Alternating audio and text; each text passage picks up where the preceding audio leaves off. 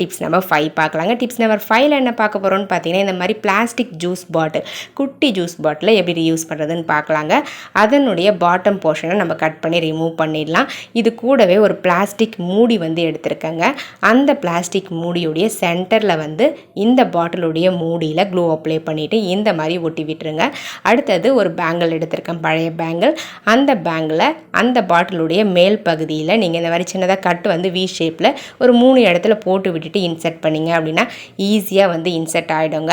அவ்வளோதாங்க ஃப்ரெண்ட்ஸ், நம்மளுடைய சூப்பரான சிம்பிளான ஒரு பென் ஸ்டாண்ட் ரெடி ஆகிடுச்சு.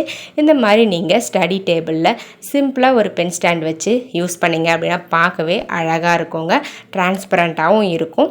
பாருங்கள், நிறைய பென்ஸை வந்து இந்த ஸ்டாண்டில் நீங்கள் போட்டு ஸ்டோர் பண்ணி வச்சுக்க முடியும். ரொம்ப ஸ்ட்ராங்காகவும் இருக்கும், எந்த பக்கமும் சாயவும் சாயாதுங்க. நம்ம எப்படி வைக்கிறோமோ அதே மாதிரி இருக்கும். க்யூட்டாக இருக்கு இல்லைங்களா? உங்களுக்கு தேவைப்பட்டால் நீங்களும் இதே மாதிரி ட்ரை பண்ணி பாருங்கள்.